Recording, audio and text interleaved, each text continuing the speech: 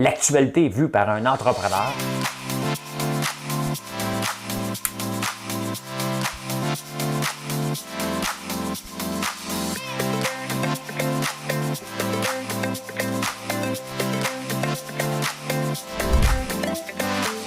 Ça bulle, parce que des fois j'ai des bulles, mais ça bulle.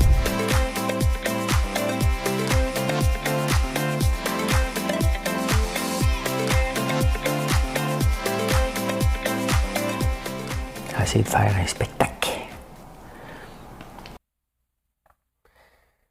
Jeudi le 6 janvier, bienvenue en prenant votre café. J'ai pas encore trouvé la bonne formule pour dire comme à la TV. Là. Jeudi 6 janvier. Ici, François Lambert.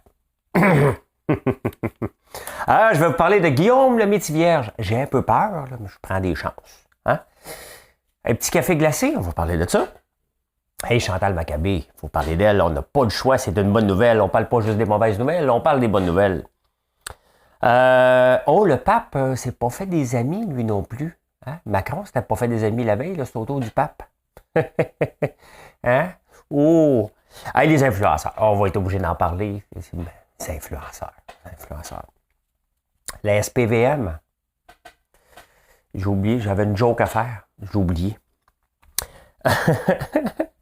Hey, les marchés boursiers et crypto, ça va pas bien. Là. Ça fait mal, on va en parler un petit peu aujourd'hui. Ma chaise à craque.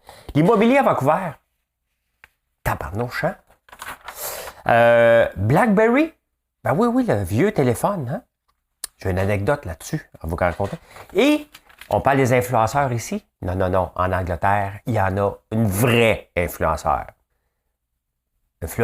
Une vraie. Tu ne veux pas manquer ça. Au pire, si tu ne veux pas écouter tout le reste, va-t'en à la fin, va écouter cette influenceuse-là. Je suis un peu jaloux. Ben, j'ai une donne. Et j'ai pas le syndrome du jaloux facile, moi. Allez, je pèse sur le piton. Ben, c'est Madame Cahouette, mais c'est moi. Je nous vois tous des artistes quand on est hop. Quand on se fait de la musique et que ça fait pop. Veux-tu tenir le rythme? Tiens-le bien hip. En frappant dans tes mains, pas sur le voisin. Prends ça. Quand le soleil est couché, je me lève. Je suis pas tout seul, il y a aussi Dracula qui a cette vie-là. Hein? C'est beau, ça? C'est pas que les musiciens qui veillent, il y a deux ou trois écrivains dans un coin, un comédien. C'est ça, c'est vraiment beau, hein? On voit plus très bien les étoiles du vaisseau au-dessous du vent. On n'imagine plus la terre que comme un grain de sable dans l'univers. Hop! Ben, c'est bon pour les influenceurs. Hein? Je nous vois tous des artistes quand on est hop. Puis en même temps, c'est bon pour moi parce que quand le soleil est couché, je me lève. Les influenceurs, eux autres, quand le soleil est couché, je me lève. C'est ça. C'est eux autres aussi. C'est eux autres. C'est la chanson des influenceurs. Guillaume le Métivierge, hein, c'est pas marqué dans la presse, c'est marqué dans le journal. Ils sont fiers, le Journal de Montréal. Hein? Ils sont fiers. Guillaume le Métivierge poursuit la presse pour 1,85 million. Moi, je vais-tu me faire poursuivre si je parle de lui? Parce que j'avais ri de lui un petit peu, puis le bye-bye aussi, tu sais. Parce qu'il a dit qu'il voulait pas... Il va le prendre, le vaccin, mais il attend celui que lui a décidé. Vous vous en souvenez, celui québécois. Donc, il va le prendre. Et il a perdu des contrats, fait que là, il accuse la presse.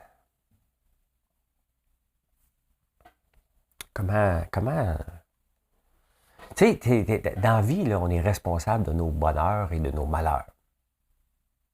Quand quelqu'un révèle quelque chose, et on s'entend, il y avait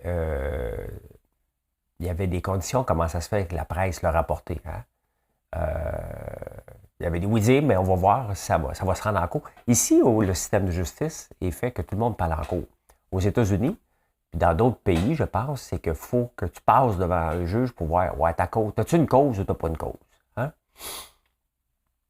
C'est surprenant qu'il gagne quand même, là. Tu sais?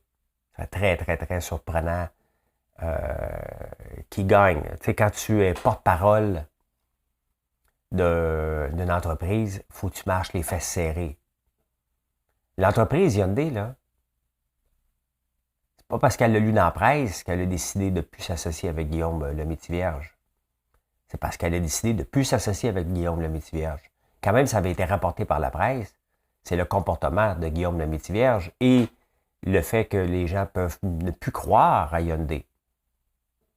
La presse n'a rapporté qu'un fait. Honnêtement, je pense pas que Guillaume Lemaitre-Vierge, ça aide beaucoup là-dedans. C'est comme Marie-Chantal Toupin là, qui poursuivait Big Brother à sa sortie. Tu sais. On n'entend plus parler, ni de elle, ni de sa poursuite. Ah, des fois, les gens, là, tu sais, m'en poursuivre. Du café sur les trottoirs. Hey, j'ai pas envie de commencer à licher mon trottoir, moi, là. Non, ils font des tests à Montréal avec du café. Pas du vieux café, là. Non. Du bon café frais. Ben, des surplus ou du moins bon, mal empaqueté. Ça a l'air que ça marche pas bien. Hein? Ça marche dans la neige, mais dans le glacé. Moi, il avait déjà essayé des betteraves, hein, il y a un bout de temps, qui marchent bien pour étendre sur la route. Là, il essaie du café. Hey, au prix qu'est le café, là. Hein? Au prix qu'est le café. Je dis ça, puis en même temps, je bois du chaga, moi. Chaga qui est plein de vitamine C. Donc, avec la saison des grippes puis la saison du Omicron, ben, je mets les chances de mon bord. Un, j'aime ça. Et deux, c'est bon pour la santé. Fait que, voilà. Et ça brise pas mon jeûne, c'est un thé. Un thé glacé. Hein? Ben, ou du café sur, sur les trottoirs. Ils testent ça en ce moment. Hein? Ah, il n'y a pas juste des mauvaises nouvelles. Là, okay? Chantal Maccabé. Là, les gens disent hey, c'est une grande perte pour RDS. Mais non, c'est pas une grande perte. Là. T'sais, on n'écoutait plus beaucoup RDS. C'est tout un gain pour le Canadien. Hein? Ça va, parce que là, tu sais, il y a toujours eu l'omerta avec le Canadien. Hein? Là, elle est de l'autre bord de la clôture. Fait qu'elle ne pourra pas appeler. Ça fait 30 ans qu'elle est là. Elle ne pourra pas faire. On ne parle pas de ça. Non, vous ne rentrez pas dans la chambre. Là, ça va changer.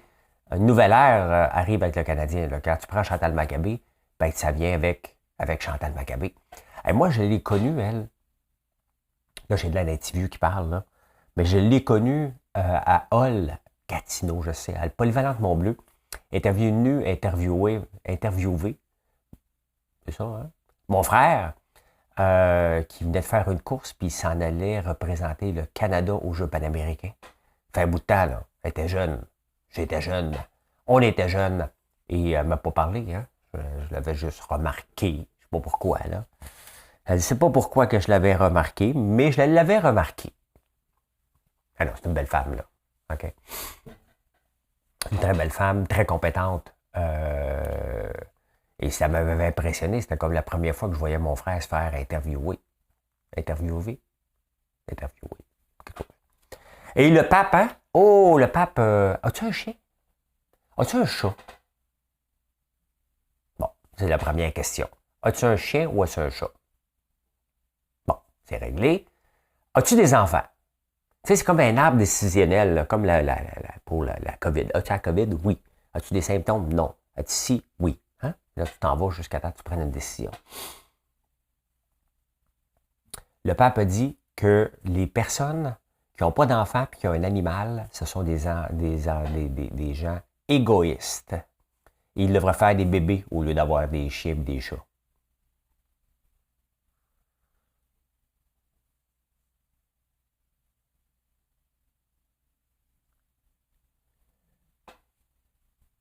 Oups!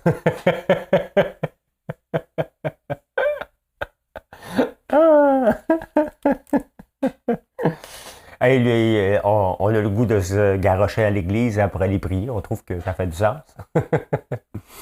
C'est sûr que, on va se le dire, là, avoir des enfants change un peu la perspective de beaucoup de choses parce que ton horaire est tout le temps massacré.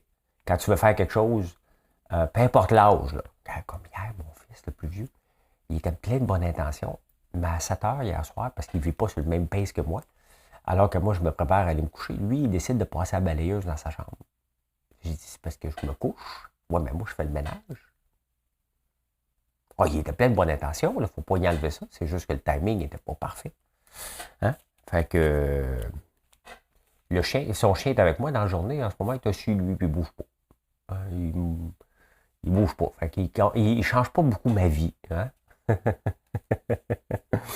Ah, on les aime, nos enfants. On les aime. Mais le papa, hey, il l'a échappé, celui-là.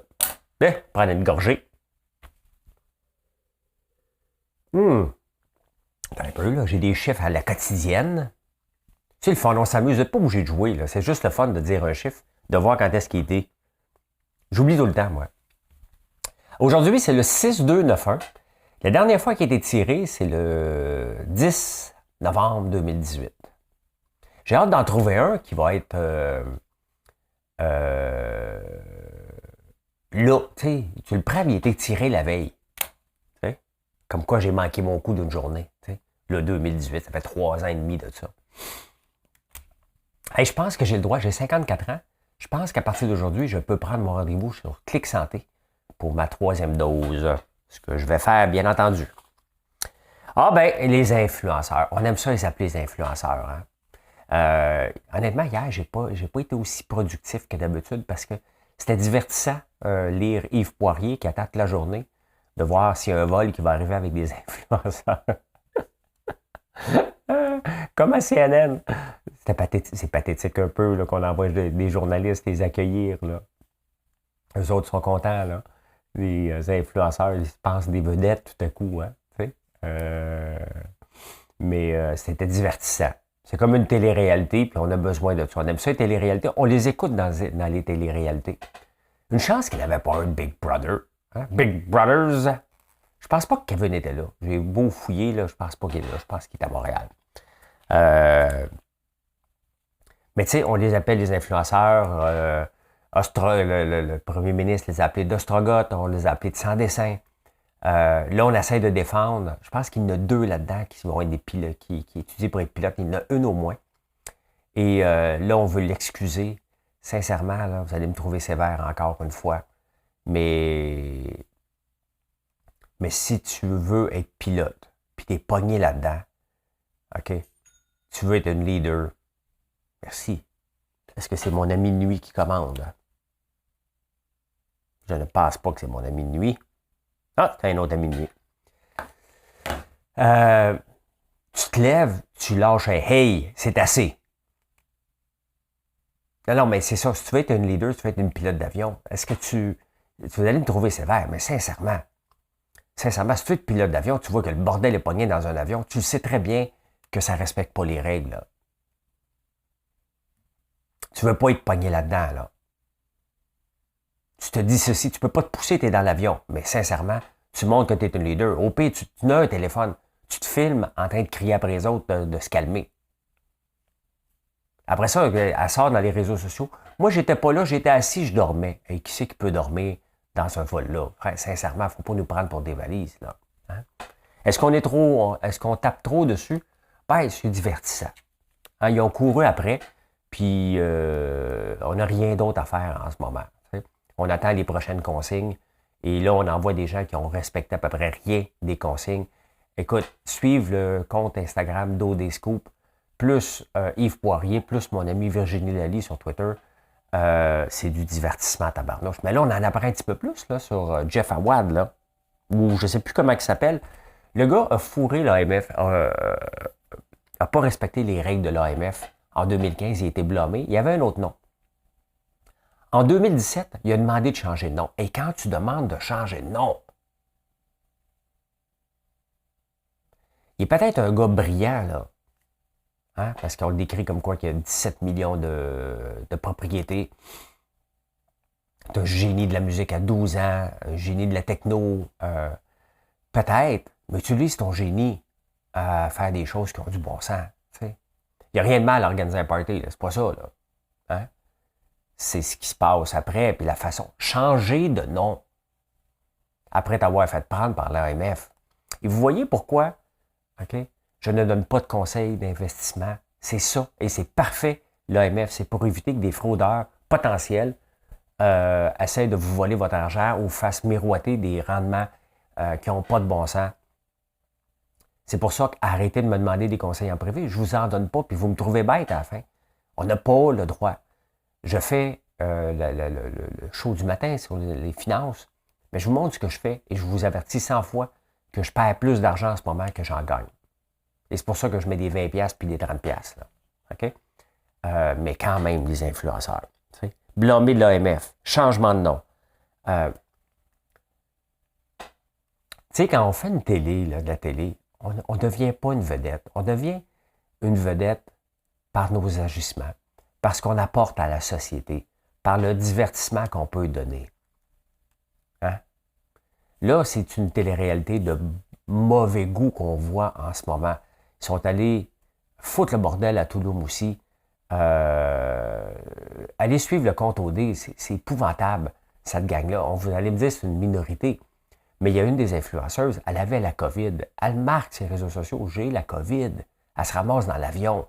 Là, il y en a une plus jeune, une petite 19 ans qui n'était pas une influenceuse, qui se ramasse là-dedans, qui est pognée maintenant à Cancun avec la COVID. Hein? Et ça l'amène, tu sais, c'est pas des influenceurs, c'est des gens qui ont fait de la télé-réalité. Il y en a là-dedans qui, comme dans n'importe quoi, je m'inclus dans le lot, là.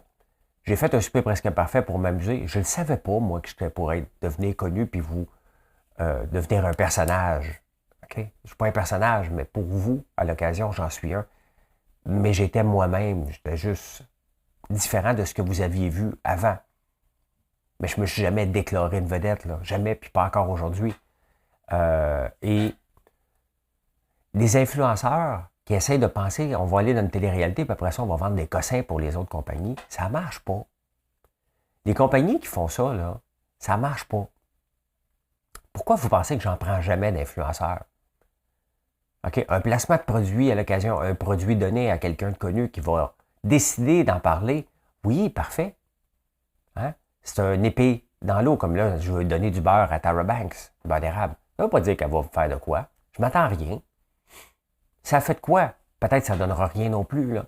C'est du marketing. Et c'est bien mieux que les gens comme moi qui se connectent sur Facebook et sur Instagram, sur YouTube, sur TikTok 20 fois par jour pour vous parler de tout et de rien.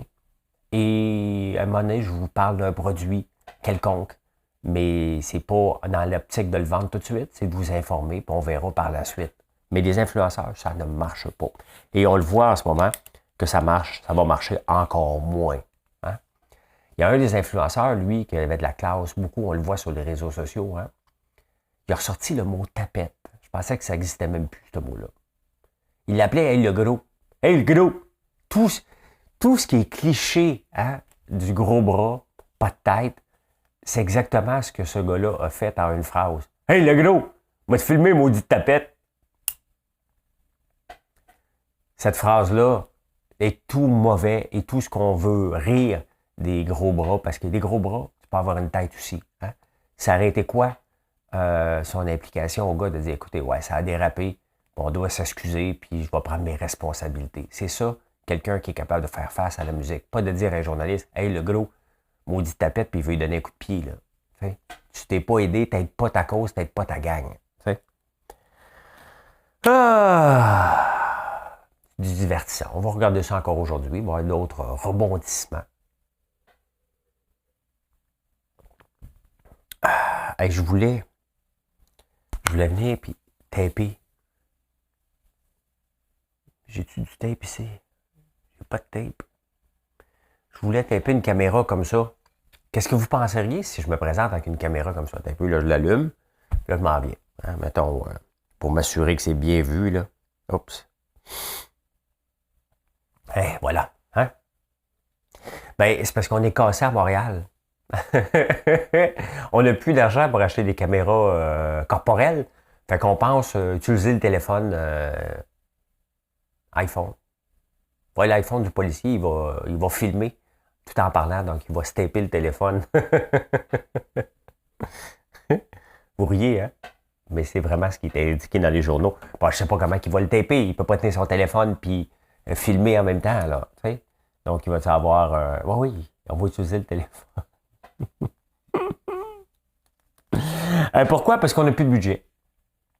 Oui, les policiers, en moyenne, Au total, on a dépensé à Montréal 55 millions de trop en overtime. Une moyenne de 12 000 $ par policier. Si, ouais, ils font quoi? On n'est plus dans les rues. Ils nous surveillent si on n'est plus dans les rues, mais on n'est plus là. Quand même moins. Ils sont où? Tu sais, le problème d'overtime, là, OK? Il y a des policiers qui en font pas l'overtime, puis il y a des policiers qui en font trop. J'avais un centre d'appel. On demandait souvent, on avait un taux d'absentéisme de 20 %. Donc, qu'est-ce que tu fais quand les gens travaillent en moyenne 30 heures? Ce qu'il faut que tu fasses, hein, c'est qu'il faut que tu trouves ceux qui n'ont pas atteint 37 heures et demie avant d'autoriser le temps supplémentaire aux autres. C'est comme ça que tu gères un budget. C'est facile. Il y a toujours quelqu'un qui va lever la main quand tu as besoin d'un policier. Mais tu te rends pas compte, tu es rendu, tu le payes en temps triple à un moment donné. Le policier, de lui, il se plaindra pas, là. Il est là, il est disponible, et il veut faire de l'argent. Bravo, il ne faut pas le blâmer lui. C'est le système qui est tout croche de malgestion. Et le fait que les policiers ne sont pas autorisés à se promener d'un quartier à l'autre. Parce qu'il y a peut-être un policier à Dollard-des-Ormeaux, j'ai dit Dollard-des-Ormeaux, là, comme ça, là, qui est peut-être plus disponible qu'un gars dans le centre-ville de Montréal. Que ça fait 20 heures qu'il est en overtime. C'est là qu'il faut regarder. Il y a un problème. Il y a un problème. L'overtime à la ville de Montréal, dans toutes les entreprises, est souvent un problème de gestion.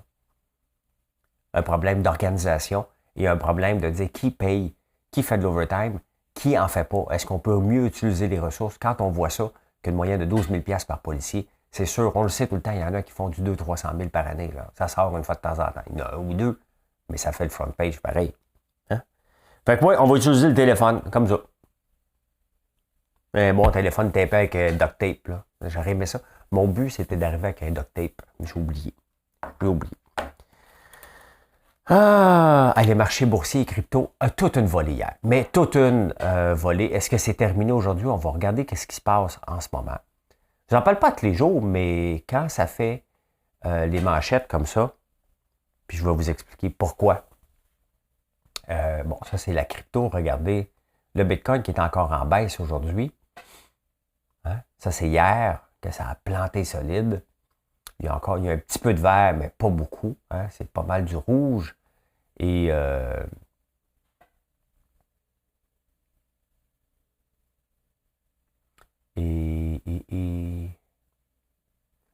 dans les futures, on va regarder ça. Le Nasdaq semble tomber encore aujourd'hui en l'ouverture. Regardez ça ici. Ça, c'est le volume. Hein?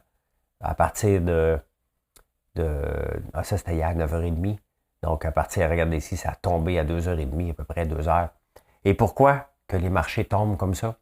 Il y a deux choses. Il y a la Fed aux États-Unis qui veut contrôler l'inflation, mais tu sais, je vous en parle depuis longtemps. Là. Je vous en parle depuis très longtemps que le taux d'inflation au rythme actuel ne peut pas continuer. Et il faut que le seul outil qu'ils ont, souvent, c'est d'augmenter les taux d'intérêt pour calmer le jeu de l'inflation. Augmenter les taux d'intérêt veut dire que la bourse, les gens vont être frileux un peu plus à la bourse. On s'entend, là, ça va augmenter de 0,25 %. La bourse a rapporté du 19 % en moyenne l'année passée.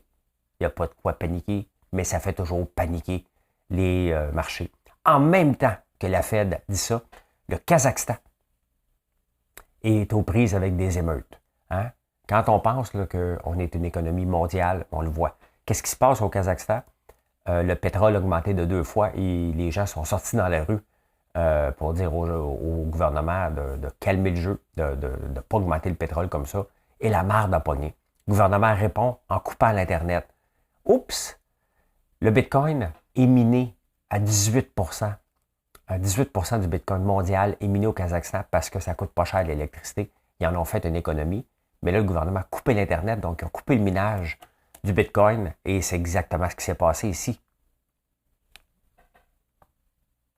Donc, ça a droppé d'un coup à 2h30. Toute une débarque, là. Hein? On parle dans le jour, on a eu 47 000 points. On est descendu jusqu'à 42 000, une débarque de 5 000 points sur 42 000. C'est énorme, c'est énorme. Et c'est pas pour le marché de la crypto va super bien. Il y a des belles applications, tout va bien, mais tout dépend encore, et ça va être comme ça encore plusieurs années, du Bitcoin qui sert à rien dans le fond. Là, Fait que voilà. On est une économie mondiale et on le voit que le Bitcoin maintenant devrait... le problème, c'est que c'est tout décentralisé. C'est pas le Bitcoin qui décide, moi, je vais aller au Kazakhstan. Moi, je peux en faire ici, là. Hein? Je peux faire du minage de Bitcoin partout dans le monde. C'est juste que ça coûte pas cher et c'est le gouvernement kazakhstan qui avait décidé d'investir massivement là-dedans. Mais on le voit, hein? Ce qui se passe maintenant, ben, ça a des répercussions. Ça devrait se calmer. Peut-être, c'est pas une prédiction. Je pense qu'on est dans un bear market. Un bear market, c'est un marché baissier. Donc, il y a le bull market, donc c'est les taureaux qui attaquent, comme le taureau qu'on a à Wall Street. Là, on est le bear market, celui qui rentre dans sa tanière. Et quand le Bitcoin est parti de 69 000 à 43 000, c'est toute une débarque. On n'est pas dans un marché haussier en ce moment. Donc, soyez prudents avec votre argent. Hey, l'immobilier, on parle beaucoup d'immobilier ici. Qu'on a peur de l'augmentation des prix, puis les prix augmentent beaucoup. Hein? Et ma chaise craque. Il va falloir que je chope la Nunki tantôt. L'immobilier à Vancouver, il voulait calmer parce qu'il y a beaucoup d'immigrants là-bas. Hein? Il y a beaucoup d'immigrants, donc des immigrants souvent pas présents, qui achètent une maison puis ils l'habitent pas. Donc, ils ont fait ils ont mis une taxe supplémentaire là-dessus. Ils ont mis une taxe sur les étrangers qui achètent des maisons. Et moi, la maison, juste ici à côté, là, Jean-Pointe, elle est juste là, là. Ça fait 25 ans que le gars habite à Toronto. Il n'est pas là. Elle n'est pas tellement belle, la maison. Elle n'a plus besoin d'amour. Elle a besoin d'un pic démolisseur. Sincèrement, là, j'aimerais bien ça que quelqu'un d'autre arrive là pour s'en occuper. C'est pathétique de voir cette maison-là laissée à l'abandon, mais c'est ça que Vancouver ne veut pas. Hein? Il n'y a aucune ville qui veut ça. Là, hein? Quand tu payes tes taxes, peut-être, mais ça n'apporte pas une plus-value à la ville d'avoir une maison qui n'est pas occupée et qui fait juste monter les prix parce que c'est des investissements au cas où on va venir habiter ici. Mais les prix ont augmenté, malgré ça, de 850 000 à 1,23 million à Vancouver. Hey, c'est cher en tabarnouche. Hein? 42 % plus d'augmentation des ventes à Vancouver. C'est fou. C'est sûr que quand tu as bien de l'argent, hein, tu t'en fous de payer, mettons, 100 000 de plus. Là. Quand tu en as beaucoup, puis ça semble être le cas, que les étrangers qui achètent à Vancouver ont du cash en tabarnouche. Hey, vous souvenez-vous du BlackBerry, hein? Le premier téléphone intelligent avec des conversations encryptées? Bien, il n'existe plus. Depuis mardi, il est sorti du marché. Mais BlackBerry qui a frôlé la faillite, hein, parce qu'ils n'ont pas été capables de s'adapter aussi rapidement au iPhone. Écoute, en 2013, quand Alexandre Taillefer et Serge Beauchemin sont arrivés sur le plateau, BlackBerry faisait encore beaucoup de pubs avec des téléphones. Là, maintenant, ils n'en font plus. Il offre la technologie derrière. Mais BlackBerry avait donné 2 téléphones. Seulement à Serge et Alexandre. J'avais ri d'eux autres. Puis en échange, je m'avais donné des billets de la Formule 1. Pour se faire pardonner d'avoir été pas trop fort. Eh bien là, ils ne sont pas morts. Hein? Ils sont au CES en ce moment. Ils sont en train de faire des logiciels pour les autos. Et ils veulent, puisque tu sais, nos téléphones anticipent tout le temps. Hein? Quand on arrive dans l'auto et on est branché, bien, ils coupent nos notifications hein, parce qu'ils savent qu'on est dans l'auto. Lorsqu'on vient pour taper quelque chose, ils anticipent nos phrases. Mais pourquoi ne pas anticiper qu'il n'y ait pas des logiciels de conduite qui anticipent notre prochain move? Bien, c'est ça que BlackBerry est en train de travailler en ce moment. Moi, je ne veux pas qu'il anticipe mon prochain move. Je veux qu'il fasse le move à ma place. Je ne veux plus conduire. Je veux juste voir du pays sans conduire. Travailler là-dessus. Ben bon, je vais prendre l'entre-deux. Et en terminant, je viens de parler des influenceurs. Hein? Ce n'est rien. Je vous présente cette dame. Elle a participé 90 jours fiancée star. Elle fait 38 000 pounds par semaine à vendre des pets. Ça fait rire des pets. Je ne sais pas comment, à quel moment dans la vie, bon, vous la voyez, c'est une influenceuse, hein, Stéphanie. À quel moment dans la vie que tu décides de vendre des pets? C'est déjà bizarre un peu. À quel moment dans la vie que quelqu'un t'en achète au point, t'en vends tellement que tu te rends malade. Et elle monte son régime, c'est parce qu'il faut qu'elle pète. Donc, elle mange des bines en quantité industrielle, elle prend des shakes, elle prend beaucoup de lait, elle est tolérante au lactose. Et à un moment donné, elle laisse son estomac travailler, puis à un moment donné, elle commence à péter. C'est pas des blagues, c'est vrai. Et elle fait 50 000 pounds, 75 000 piastres, à peu près 80, par semaine, à vendre des pets par Internet. Les gens achètent puis ils sniffent ses pets. Mais elle a tellement travaillé qu'elle s'est rendue à l'hôpital parce que l'estomac n'était plus capable. Là. Elle, son rôle, c'est de déranger son estomac pour qu'il explose, pour qu'il lâche des pets. Pas avant ça. Le plus beau, c'est qu'elle risque d'en vendre encore plus après. Vendre des pets.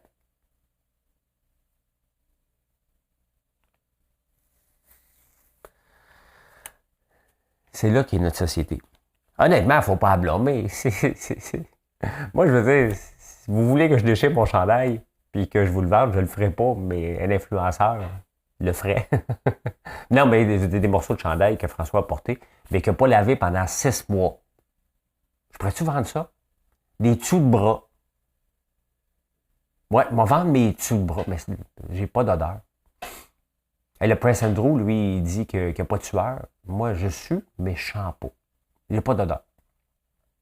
J'ai pas les glandes qui dégagent des odeurs. Pas grave. Peut-être après 6 mois que je porte le même chandail puis que je me lave pas, il y a des bonnes chances que je chante quelque chose. Moi, vous vendre des dessous de bras. C'est mon prochain projet d'affaires. Hey, allez, je vous souhaite une excellente journée. Merci d'être là. N'oubliez pas de smash the like button, comme ils disent en anglais, hein? Et de vous abonner. Merci. Bonne journée tout le monde. Et je vous retrouve un peu plus tard. Bye.